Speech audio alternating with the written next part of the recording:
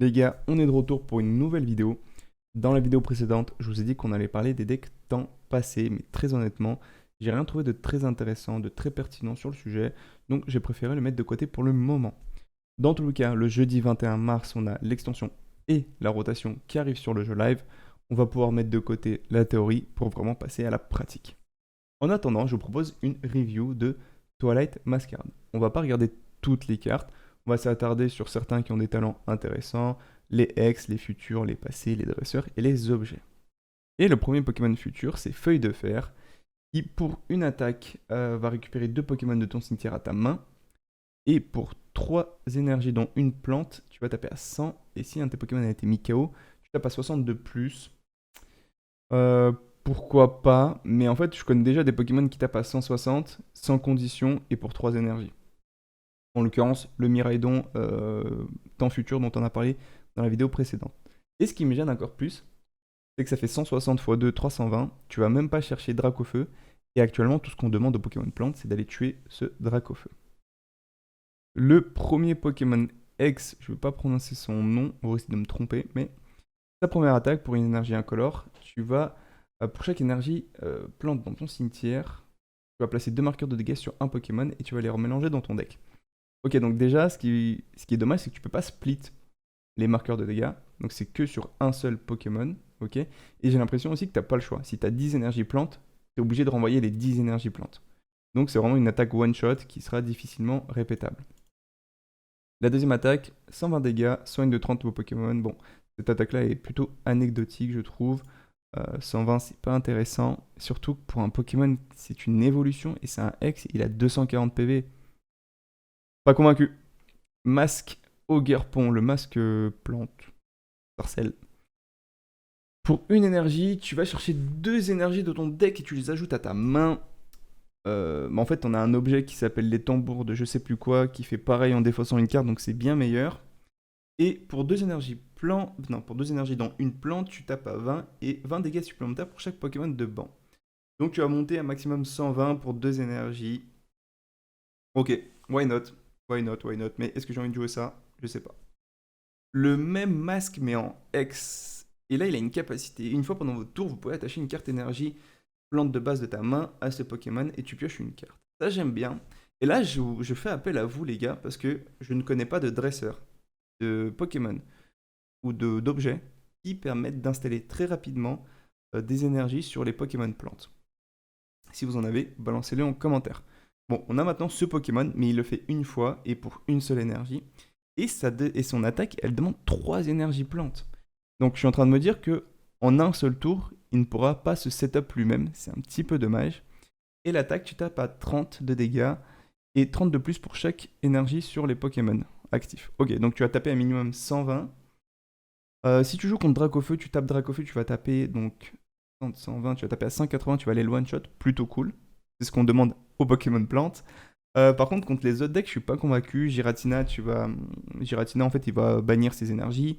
Baojan, il va tout simplement, pareil, défausser ses énergies. Arceus, peut-être, qui va garder ses énergies. Mais voilà. Mitigé sur ce Poké. Magcargo X, pour 2 énergies dont une feu, tu tapes à 70 et le Pokémon est brûlé. Pour 3 énergies dont 2 feux, 140. Chaque joueur défausse une carte dessus de son deck. Et inflige 140, ok. Ok, très honnêtement, je trouve ça complètement nul. Voilà, je trouve ça très nul. J'aime pas du tout. C'est aléatoire. En plus, de ce que j'ai compris, tu défausses l'énergie, donc elle va au cimetière. Regarde, ouais, donc elle va aller au cimetière, ton énergie.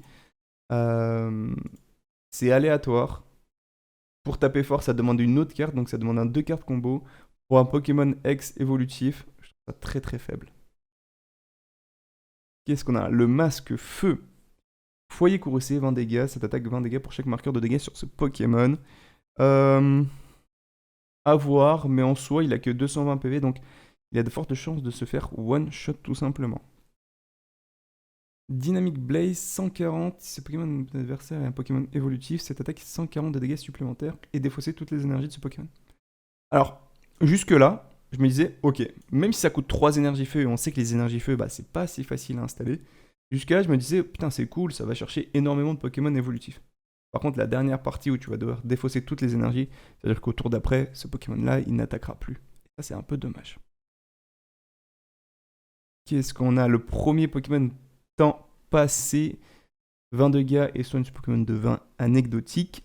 Par contre, sa deuxième attaque, 20 jusqu'à 9 marqueurs de dégâts sur ce Pokémon et 20 dégâts, ok. Donc il peut être tapé jusqu'à 180. Plutôt intéressant. J'aime bien le côté où tu choisis à combien t'attaques, mais en soi, je pense que tout ce qu'on cherche, ça va être de taper très très fort. Il risque de mourir derrière. C'est un Pokémon haut, donc on peut très facilement le charger en énergie, mais est-ce que tu as envie de jouer ça? Ouais, si, tu as peut-être envie de jouer ça une fois dans un Baojan pour avoir un One Price qui tape très fort. Voilà. Non, plutôt cool. J'aime bien. Le masque haut, Sanglo, 20 dégâts et le Pokémon ne peut pas battre en retraite. Ok. On a déjà un Pokémon qui fait ça, donc pourquoi pas, mais celui-là il inflige des dégâts en plus. Pompe temporelle, 100 dégâts. Vous pouvez mélanger 3 énergies attachées à ce Pokémon dans votre deck si vous le faites infliger 120 dégâts. En soi, j'aime bien. Pourquoi j'aime bien ce Pokémon? C'est un Pokémon haut. Attacher des énergies au Pokémon haut, c'est très facile. Donc le fait de remélanger les énergies dans le deck, c'est pas catastrophique. Surtout qu'on peut imaginer des combos avec Bojan où tu vas les récupérer. Bah, pas déconnant. Ce qui me gêne un peu, c'est que en fait, est-ce que si on est dans une méta où Manaphy est omniprésent, bah au final, la deuxième partie, qui est peut-être la partie la plus intéressante de ton attaque, bah tu vas quasiment jamais la faire. Et donc en soi, tu vas taper à 100 pour 3 énergies. Donc un peu compliqué. Ça va dépendre en fait si Manaphy est omniprésent. Iron Thorn X, donc le premier Pokémon futur X. Donc c'est Pokémon post-actif. Les Pokémon avec des rulebox en jeu n'ont pas de talent. Donc c'est le sentier blanchi, mais il faut qu'ils soient en post-actif. Plutôt cool, c'est un talent très puissant. Et son attaque inflige 140, déplace une énergie. Sur un de Pokémon de banc. Ok, pourquoi pas. En soi, on ne pouvait pas s'attendre à une attaque très puissante avec un talent pareil. Tu peux pas avoir un talent qui paralyse le jeu, plus une attaque qui one-shot. Donc c'est compréhensible, c'est plutôt bien équilibré. Après, il a 230 de PV, donc il peut facilement se faire one-shot. Mais le Pokémon est intéressant. Il faut pas oublier que c'est un Pokémon futur. Ça c'est pas mal, les gars. C'est pas la première attaque qui nous intéresse, c'est la deuxième attaque qui nous intéresse. Résonance d'amour. 80. Et si tu as un Pokémon du même type que ton adversaire, 120 dégâts supplémentaires. J'aime bien, tu vas taper à 200 pour un Pokémon qui est un One Price, c'est plutôt cool. Et je vois bien ça dans des decks LZB où bah, tu as cette polyvalence de type tout simplement. Screamtail X, vous pouvez utiliser cette attaque si vous allez deuxième et uniquement durant le premier tour. Ok. Lors du prochain tour, votre adversaire ne peut pas jouer de supporter. Plutôt cool, j'aime bien la mécanique, mais tu vas le faire qu'une seule fois. En fait, tu vas le faire qu'une seule fois, et la deuxième attaque, 120 dégâts, défausse énergie Pokémon actif. En fait, cette attaque-là est cool, ça me donne envie de jouer le Pokémon, mais ça m'aurait vraiment donné envie de jouer le Pokémon si la deuxième attaque était un petit peu plus forte que ça. Alors, Monkidori, je l'ai tenté les gars. Si ce Pokémon a une énergie Dark attachée, vous pouvez utiliser cette capacité une fois pendant le tour, déplacer 3 marqueurs de dégâts de tes Pokémon sur un Pokémon adverse, plutôt cool. Mind Bend, 60 dégâts, le Pokémon actif de votre adversaire est désormais confus. J'aime bien ce Poké, les gars. Je l'aime bien parce qu'en plus, je trouve qu'il est bien design. Une énergie psy, une incolore, et t'as besoin d'une énergie dark, donc une énergie psy, une dark. T'as le full package qui est accessible, donc plutôt intéressant. Bon, lui, je le prononce pas par contre. Capacité. Si dégâts sont infligés à ce Pokémon par une attaque et que ce Pokémon a une énergie dark, lancez une pièce. Si c'est face, évite les dégâts. Plutôt intéressant. C'est de l'aléatoire, donc tu as une chance sur deux que ce Pokémon ne se fasse pas tuer. Pourquoi pas. Plume d'énergie, 30 dégâts, 30 pour chaque énergie attachée à ce Pokémon. C'est un Pokémon psy, on peut le voir dans des gardes-voirs. Il peut taper à donc 6 x 3. 6 x 3, 180. Plutôt intéressant. Surtout que c'est pas que des énergies psy, donc c'est n'importe quelle énergie. Donc il y a peut-être des decks qui vont trouver des abus avec ce Pokémon, en tout cas avec cette attaque. Et par contre, dans Gardevoir, j'ai pas l'impression que tu pourras utiliser sa capacité parce que t'as pas vraiment envie de rajouter une énergie dark dans le deck juste pour ça. Qu'est-ce qu'on a d'autre? Grey Ninja, un de mes Pokémon préférés. Pour une énergie haute, tu tapes à 170 et tu vas chercher une carte de ton deck et tu la rajoutes à ta main. Je trouve ça très fort. C'est un Pokémon de type combat, donc j'ai envie de dire que ça one-shot vraiment bien Arceus. Et en plus, tu vas chercher une énergie. Tu vas chercher une carte, pardon, donc plutôt fort. Barrage en double défausse 2 énergies de ce Pokémon. Cette carte inflige 120 dégâts à 2 Pokémon de votre adversaire. Donc c'est comme le radio, mais en boosté. Et en soi, j'aime bien parce que la première attaque peut permettre de setup la deuxième. Donc tu fais la première attaque, tu vas chercher une double énergie, tu l'attaches, tu fais ça, tu la défausses. Plutôt cool. Le seul truc, c'est ce que je disais pour le masque. C'est que si tu es dans une méta où Manafi est omniprésent, en soi, cette deuxième attaque-là, tu vas pas trop l'utiliser.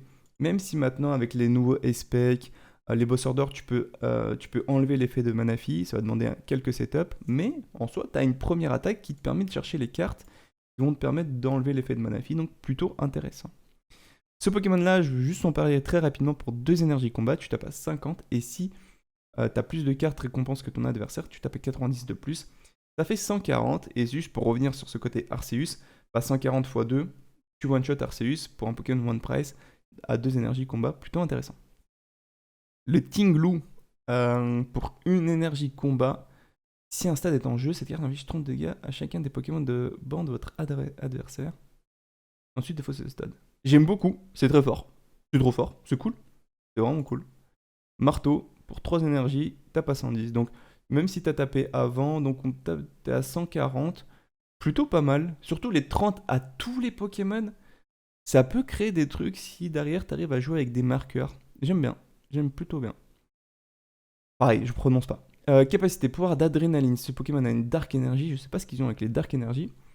Peut-être qu'ils veulent créer une synergie de deck avec ça. Il obtient 100 PV et ses attaques affligent 100 dégâts supplémentaires au Pokémon actif. C'est plutôt pas mal. En plus, encore une fois, c'est un combat. Donc là, Arceus, vraiment, il a pas envie de survivre. C'est cool. C'est plutôt cool. Donc ça va te finir à 230 One Price. Il tape à 170 pour 2 énergies combat. Et là, vous avez vu? Regardez. C'est vrai que là, ils ont fait la distinction. Parce que là, c'est ce que je vous disais, ils demandaient une énergie psy et une énergie incolore. Et donc, tu peux attacher la Dark Energy et ça faisait le taf. Et là, par contre, ça demande vraiment 2 énergies combat parce que si c'était une énergie incolore, ce serait vraiment trop broken, ce serait trop polyvalent. Là, du coup, tu es obligé d'attacher 3 énergies pour que ce Pokémon ait sa pleine puissance. Mais en soi, le Pokémon est fort. Le Pokémon est intéressant. Le masque combat. Alors celui-là, je l'ai vu beaucoup tourner sur Twitter et ils annonçaient la fin de Dracofeu. Mais en soi, sa capacité est très forte, prévient de tous les dégâts des Pokémon qui ont une capacité, c'est très fort. Ça empêche de se faire one-shot par beaucoup de Pokémon, Dracofeu, Baojian, bref. La capacité est très forte. Sa deuxième attaque, tu tapes à 140 et par contre, tu n'appliques aucune faiblesse, aucune résistance sur cette attaque. Et c'est plutôt normal que tu as déjà un Pokémon qui a une capacité très forte. L'attaque derrière ne peut... Enfin, c'est bien équilibré, tout simplement. Et en soi, je pense que c'est le masque le plus intéressant. Et pour les joueurs Dracofeu qui sont en panique, vous inquiétez pas, dans la nouvelle extension, dans Temporal Force, vous avez Feu Perçant, qui est un Pokémon Feu, qui tape à 260 pour 3 énergies, que vous pouvez installer très facilement pour passer ce truc. Voilà. Et si au pire, vous rajoutez un parfum, vous avez de la place dans vos decks. Tac, tac, tac. Blood Moon, ours, zombie. Capacité. L'attaque ligne de sang de ce Pokémon coûte une énergie incolore de moins pour chaque carte récompense récupérée par l'adversaire. Et aux 5 énergies, tape à 240. Non, on ne peut pas attaquer. C'est Dracofeu Radieux en boosted. Vraiment, c'est trop fort. C'est vraiment très fort. Là où Dracofeu, tu avais vraiment besoin de mettre une énergie feu, donc t'en mettais 2 pour éviter la variance des prices. Là, t'es pas obligé de rentrer des énergies que t'as pas envie de rentrer. Ça peut rentrer dans n'importe quel deck. Il peut même taper gratuitement si l'adversaire a récupéré 5 prices. 240, c'est beaucoup. Ça va chercher les V, ça va chercher tous les ex de base. Même certains évolutifs, on a vu. Et il a 260 de PV. La carte est très très forte. Ça va rentrer dans beaucoup de decks. En fait, en soi, ça peut rentrer dans tous les decks. Regardez les 7 premières cartes de votre deck. Vous pouvez révéler jusqu'à 2 Pokémon. Plante et énergie de base, n'importe quelle combinaison. Ok, donc une plante, un Pokémon énergie. Et tu les ajoutes à ta main. Je trouve ça pas très intéressant. Les énergies plantes, t'as pas envie de les tuto. Je sais pas si t'as envie de les tuto, mais je préfère autant jouer. C'est aléatoire, je préfère autant jouer une faible ball, quoi. Gardien, piochez 2 cartes. Ensuite, si le centre communautaire est en jeu, mélangez ce gardien dans votre deck. J'espère que le centre communautaire est fort parce que ça, c'est nul. Carmine, si vous allez en premier, vous pouvez jouer ce dresseur lors de votre premier tour. Plutôt cool, défausser votre main, piocher 5 cartes. Ok, c'est une recherche professorale. Mais comme tu peux la jouer durant ton premier tour, elle a été nerf, ce qui est logique. Je trouve cette carte plutôt intéressante, mais je me dis que si tu la joues, tu es obligé de la jouer x4. Parce que si tu la joues pas x4, bah, tu vas avoir peu de chances de la récupérer en main dès ton premier tour et donc avoir son plein potentiel. Et si tu la joues pas x4, tu peux la jouer en mono ou en x2, mais vraiment dans des decks qui jouent Luminéon, et là tu peux avoir un tour 1 qui est très agressif. Le centre communautaire, une fois pendant votre tour, le tour de chaque joueur, si le joueur n'a une carte supporter à sa main, peut soigner de 10 de dégâts chacun de ses Pokémon. C'est vraiment nul. Non, c'est vraiment trop nul. Le retour du marteau, ça j'aime bien. Défausser une énergie spé attachée à un Pokémon de votre adversaire, c'est plutôt cool. Recherchez dans votre deck jusqu'à 3 Pokémon de niveau 1, relevez-les et mettez-les dans votre main. Ok, j'aime bien le délire, mais en soi, je pense que c'est une carte qui est faite pour les decks qui ont besoin de setup très rapidement un banc, mais qui ne peuvent pas profiter des pub-fins, donc des nouvelles brioches. Et là, en tête, j'ai que Giratina, mais est-ce que tu as envie de rentrer ça à la place d'une ceinture ou d'un Prime Catcher? Je sais pas, mais la carte était intéressante. Kéran, choisissez un des deux. Échangez votre Pokémon actif avec un de vos Pokémon de banc. Ouais, pas fou. Durant ce tour, les attaques de votre Pokémon infligent 30 dégâts supplémentaires au Pokémon actif ex. Bah, c'est pas fou non plus. En fait, ça me fait penser à la pastille de puissance, je crois que c'est ça le nom, qui augmentait de 30 les dégâts. Ils ont estimé que c'était trop fort, et du coup, ils l'ont fait sous version dresseur. Mais en fait, que ce soit le premier ou le deuxième effet, j'ai envie de faire aucun des deux. En tout cas, j'ai pas envie d'activer un dresseur pour ça. Les sons de Lona. Mettez dans votre main jusqu'à 3 Pokémon n'importe quelle combinaison, non pas de rulebox, de votre pile de défausse. Bah, en soi, c'est la descendante directe de Sophora. Sophora, je vous rappelle, tu choisissais jusqu'à 2 Pokémon et 2 énergies de ton cimetière, tu les ajoutais à ta main. En soi, Sophora, c'était vraiment broken, c'était très très fort. Et bah, Pokémon Company a estimé que c'était très fort aussi, et ils ont fait une version nerf. Le problème, je crois que c'est qu'elle est beaucoup trop nerf. Le côté rulebox, bah, ça fait qu'elle peut pas rentrer dans beaucoup de decks. Boule d'amour, enfin, Love Ball. Cherchez dans votre deck un Pokémon portant le même nom que l'un des Pokémon de votre adversaire. Relevez-le. C'est nul. C'est fort. Enfin, c'est fort. Encore, c'est jouable plutôt dans une méta où tu as un deck qui est omniprésent et tu sais que dans ton tournoi, tu vas le rencontrer 70% du temps. Mais sinon, cette carte est injouable. Trop aléatoire.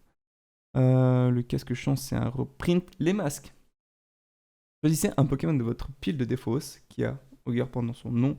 Échangez avec un Pokémon qui est en jeu qui a Ogerpon dans son nom. Toutes les cartes dégâts, compteurs, sont propagées. Ok, plutôt intéressant. Donc ouais, ils essayent vraiment de créer une synergie de deck autour des masques. Sauf qu'en fait, bah, les énergies, on a vu qu'il y a des masques qui demandaient 3 énergies plantes, 3 énergies feu. Donc ça peut être très compliqué en fait de faire les switches, de faire le setup pour que les masques tapent derrière tout simplement. Relevez 2 Pokémon de votre main, placez-les dans votre deck. Vous le faites, cherchez dans votre deck autant de Pokémon. Ok. Ok, mais je suis pas très fan en fait. C'est un 3 cartes combo. Il faut 2 Pokémon en main. Le dresseur. Ça me paraît beaucoup quand même. Regardez les 5 premières cartes de votre deck, vous pouvez défausser n'importe quel nombre de cartes que vous y trouvez, remettez... Et défausser. Ok. Ouais, je préfère jouer Cryptomaniac, très honnêtement. En fait, je vois pas l'intérêt de jouer ça à la place de Cryptomaniac. Lancez une pièce, si vous faites face, piochez 4 cartes, si vous faites pile, piochez des... Complètement nul. Les Ace-Spec, là ça peut être intéressant. Si le Pokémon auquel cette carte est attachée doit être mis KO, il est pas KO, et... Enfin, il revient à la vie avec 10 PV, et tu défausses cette carte. Ok. C'est intéressant, j'aime bien le délire, mais j'ai aucun deck en tête où tu as vraiment besoin de conserver coûte que coûte un Poké. Et après, il revient avec 10 PV, donc tu peux très facilement le tuer sur n'importe quel marqueur. Mais il y a quelque chose à voir. Timbre injuste. Vous pouvez jouer cette carte que si un de vos Pokémon a été mis KO lors du dernier tour de votre adversaire, chaque joueur mélange sa main dans son deck, ensuite piochez 5 cartes et votre adversaire pioche 2 cartes. C'est craqué, c'est broken de fou. La carte est très forte, très très forte, mais je sais pas si j'apprécie son existence, très honnêtement. T'es un deck go second. Là, tu vas réfléchir à 2 fois avant de taper et de tuer le Pokémon adverse. Parce que si tu te manges ça derrière, ta game elle est quasiment pliée. Et si en plus, je dirais même plus, si tu joues contre un deck qui est Dracofeu ou Baojan, qui joue des Nakara et des Pepper, donc des dresseurs qui peuvent aller chercher cette carte, tu réfléchis 2, 3, voire 4 fois avant de tuer le Pokémon. La carte est très forte, très polyvalente, tutorisable par les dresseurs. En fait, si tu te manges cette carte-là, enfin, tu fais ton tour. T'es go second, tu fais ton tour, t'es un LZB, tu tapes avec ton Nigosier, t'as tué le Poké. Derrière, tu te manges cette carte. Si t'as pas installé un banc de fou et que t'as pas pioché de très bonnes cartes, en fait, ta game, elle est déjà, t'es déjà en difficulté. En très très grande difficulté. Et là où l'adversaire pioche 5 cartes et toi que 2, derrière, il peut rejouer des dresseurs. Donc non, c'est vraiment très très fort. Et je pense que cette carte, elle va créer un peu de frustration dans le jeu, tout simplement. Énergie Boomerang, tant que cette carte est attachée à un Pokémon, elle fournit énergie incolore, nana. Cette carte est défaussée pour l'effet d'utiliser un Pokémon auquel cette carte est attachée à votre pile de défausse et revient sur le Pokémon. Ok, plutôt pas mal. On peut imaginer des combinaisons avec le Greninja qu'on a vu ou le Greninja Radiant. Mais en soi, c'est une énergie spé. Le seul deck qui abuse vraiment des énergies spé, c'est Lugia. Lugia n'a pas besoin de cette énergie. Euh, donc, elle est intéressante, mais pour le moment, je pense qu'elle va pas trouver sa place dans le jeu. Voilà, c'est tout pour cette review. Si vous estimez qu'il y a des cartes intéressantes sur lesquelles je ne me suis pas arrêté, n'hésitez pas à le dire dans les commentaires, on en discute. S'il y a des cartes que vous estimez que j'ai mal jugées, que je dis des conneries, ou que j'ai raté des combos, qu'il y a des choses vraiment intéressantes à faire, pareil, n'hésitez pas à le dire dans les commentaires. Même, ce sera même avec plaisir qu'on en discute. Voilà, c'est tout pour cette vidéo. On se retrouve très vite après la rotation pour plus de contenu. À bientôt.